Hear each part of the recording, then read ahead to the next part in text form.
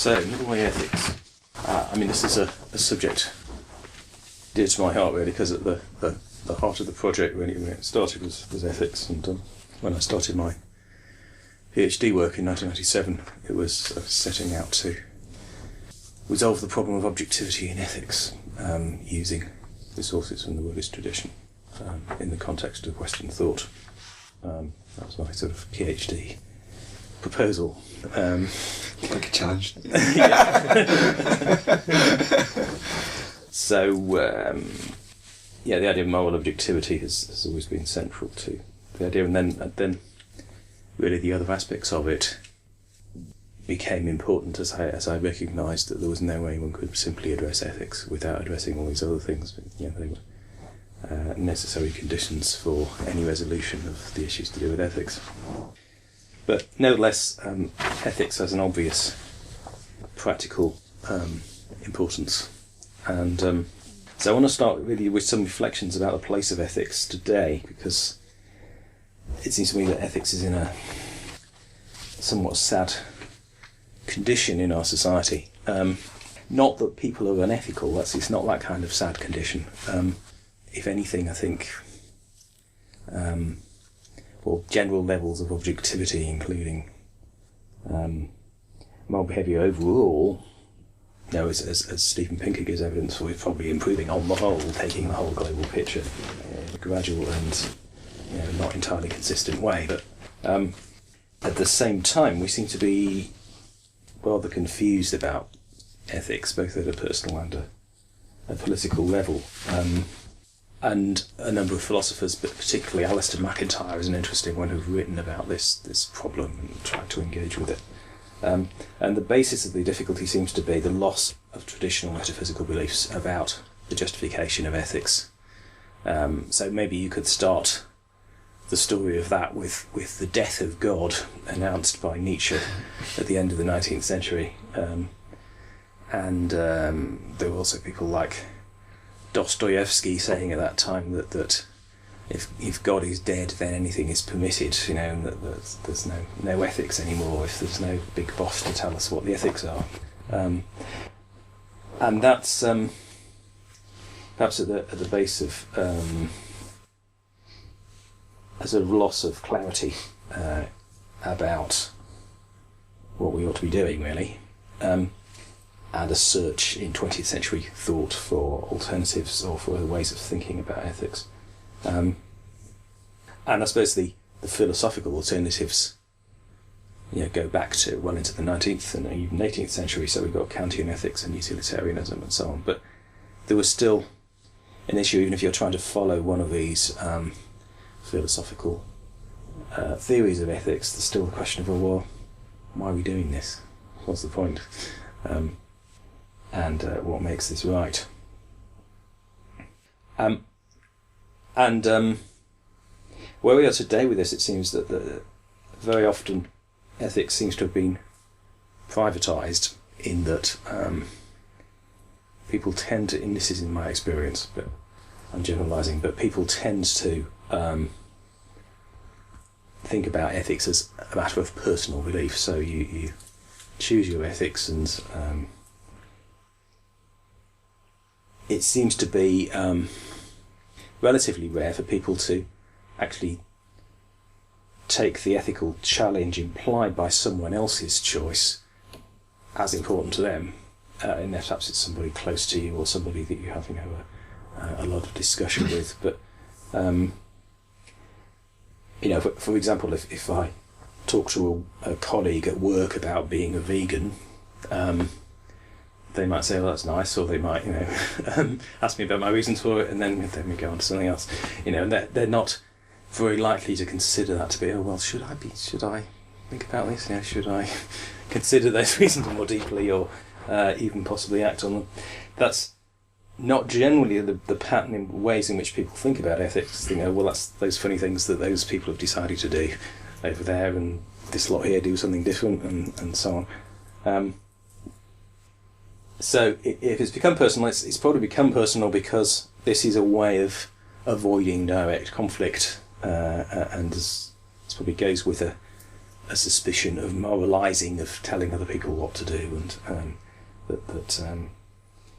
and obviously, perhaps we all have associations of moralising figures that we may have reacted to, sort of head teachers or vicars or whatever.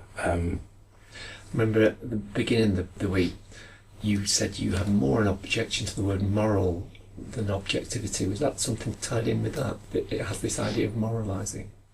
The only thing the problem I have with morals is that it's, what's the word, considered the domain of religion, Right. and I don't think that that's necessary at all. Yeah.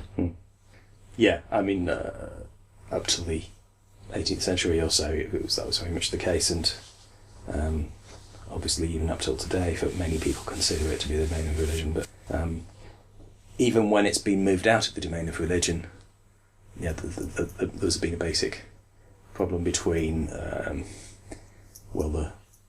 the death of God, as it were, has left a shadow. Either people have tried to substitute gods by another name, or they've been confused about how else to order ethics or think about ethics. So, can I just sorry, ask for a technical clarification here about the distinction between morality and ethics? I don't make one personally. You don't? No.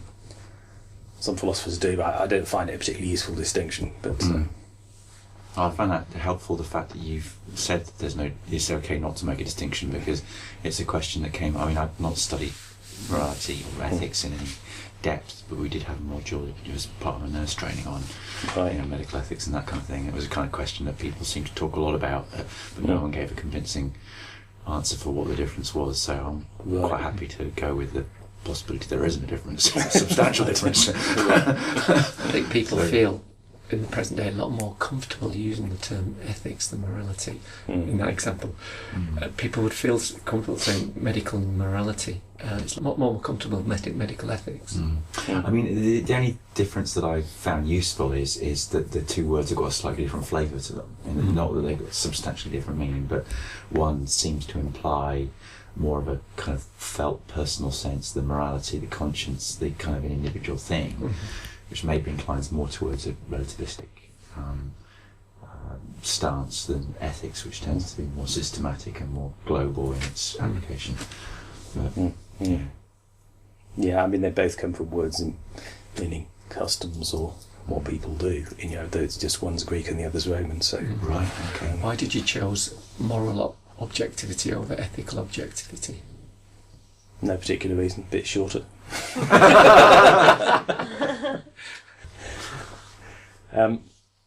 Okay, so I think there's a tendency towards substitution in some ways because of this confusion about ethics. People are tending, in my experience, to ascribe what used to be ethical characteristics to other sorts of requirements, if you like. So, first one of those is political correctness. So, obviously, I think that there is some of the things which political correctness often prescribes, there's a good moral case for. So, like, for example, we use a gender-neutral language for universal statements. But I do that because I think there's a moral case for it, rather than because it's politically correct. So, if political correctness is taking the place of ethics, well, what's the justification for political correctness? Convention. Yeah, convention. Yes, seems to be the basis of it. Or if it's strictly speaking political, then it's presumed because the government has told us to do this, which may or may not be any better. But and more often it's convention, particularly in a particular professional context, maybe. Certainly in teaching, political correctness is required, except in the staff room behind closed doors. Then professionalism, there's similar issues here. I mean, my experience again in the teaching profession was so much that people often appeal to professionalism when they wouldn't dream of talking about ethics or ethical requirements. So it was a kind of substitute whereby people, they did have a sense of what the right thing to do was, and in order for that to be socially acceptable, they had to say, well, that's professional. That's the professional thing to do, rather than just that's the right thing to do. So I suspect that may be the case in many other professional contexts.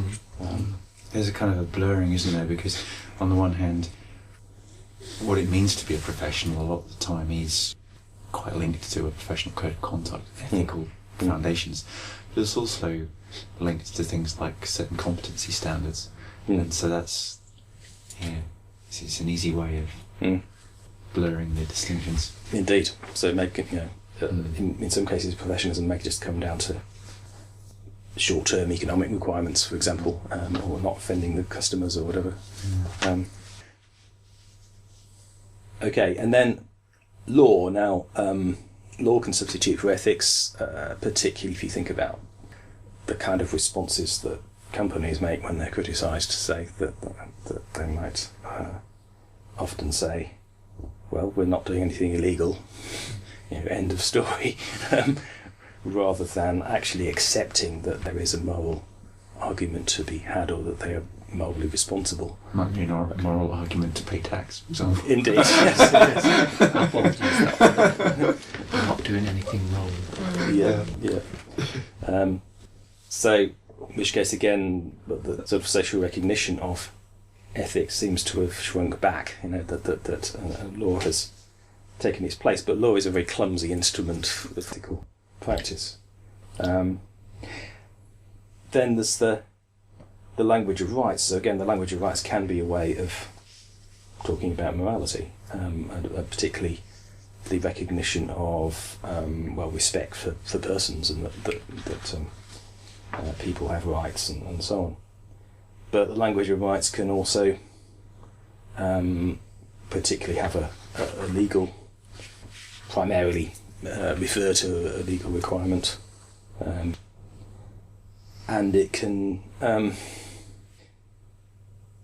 often focus particularly on claim rights, so what you expect the government to provide for you, for example, which is then focused on in isolation from a wider moral framework. So perhaps where people focus on what they expect from the government rather than their contribution to the political world themselves, their responsibility for the state, to contribute to the state rather than just what the state gives them.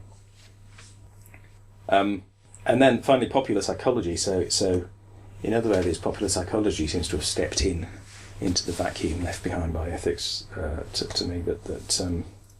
So if people are thinking about, I've got this difficult relationship issue, are they likely to think of this in moral terms? Well, they're much more likely to, it could be an agony aunt is the traditional kind of approach to this, or perhaps reading a popular psychology book which would help provide some advice for in this kind of difficult situation in the relationship.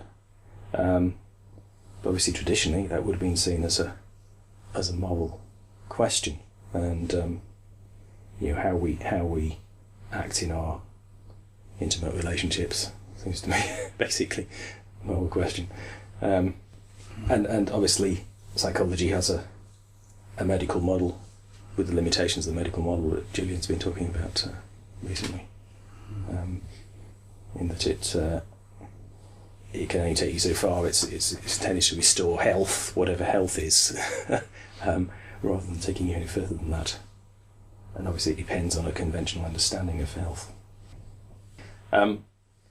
So I suppose the growth of all these things to me suggests a retreat of ethical thinking in society, which I would ascribe to a lack of clarity about it, primarily. But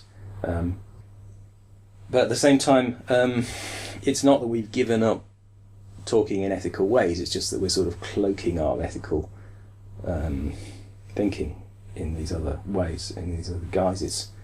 And I think it's very unlikely that we'll actually cease to think ethically in some way, because I think we all have moral experience of one kind or another, but Now, what's meant by moral experience is, of course, a rather debatable thing, and maybe that's something that perhaps we all need to ask ourselves, or what our moral experience actually is. Perhaps I can only speak for myself that I very often think, well, there are ways I ought to act and ways I ought not to act. And those are, to a greater or lesser extent, justifiable kinds of claims or beliefs that I might hold. But it seems to me important that we do link those beliefs to experience in some way, that to avoid metaphysical thinking about ethics, our way forward has to be linked to experience. Whatever we call that experience, there are various ways, traditional ways of thinking about moral experience. So the idea of conscience is one of those, where people feel they have an internal voice of some kind. And obviously you can metaphysicize that as well, and you can say it's the voice of God within you or whatever. But you can also leave out that metaphysical interpretation and just say, well, yes, there is an experience behind this. People do have a sense of conscience, which doesn't mean that the conscience will always necessarily be right, but it is an experience which we can work with and direct. Just as our experience in other respects is something we can work with to help us to become more objective. Justice and fairness seems to be a very primary moral experience, doesn't it? It's almost yes. It's often observed that it seems to be one of the first things that children cotton on to. Certainly we feel it in a very visceral sense, if you either in terms of your own conscience towards other people, but particularly in terms of their obligations to you. If you feel like someone's treated you unfairly, it promotes a very... I think for me as well, morality is arguably the attempt to do what is best for the situation. So it's both other regarding, but also including yourself in the mix. So I think our moral experience, well, it comes from our the metaphors we start to use from early infancy onwards, like the sort of infantile sense of justice, as you say, that and the use of those metaphors is an attempt to address conditions, in whatever conditions we find ourselves, and it's something that we may start off with in a fairly crude form, and we can refine as we go on and address conditions better as we become more informed. So I think that's one assumption I'm working on, that we do have experience that we could call moral experience, even though I don't want to very precisely define moral experience, but that we can understand, we can interpret and refine that experience in increasingly better ways. What do I mean? What does your experience tell you is right or wrong? Does it tell you that, for example, like you give an example with libertarianism and altruism, does your experience tell you that you should look after number one, or that you should look at the big picture and look after the interests holistically of you, expand your identifications?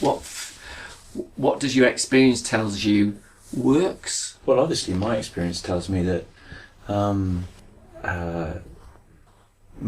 again, this is like kind of it's not that I kind of hold metaphysical beliefs around these things as such, but I kind of make assumptions so it's like I kind of accept that I might be wrong, but it seems this way. It's like the idea that there's some kind of inherent justice in the world is a metaphysical belief, but it's one that supports a kind of libertarian point of view, in the sense that, well, you work hard, you deserve it, and people will get what they deserve. If we just take away all the rules and stop interfering, then the natural justice of the universe will just flourish. People who end up in the ditch with no food deserve to be there. You know, that's the kind of.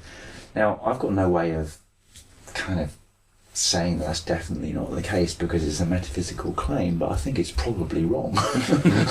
And so I kind of make the assumption that it's wrong and work on that kind of. Yeah, but what do you make?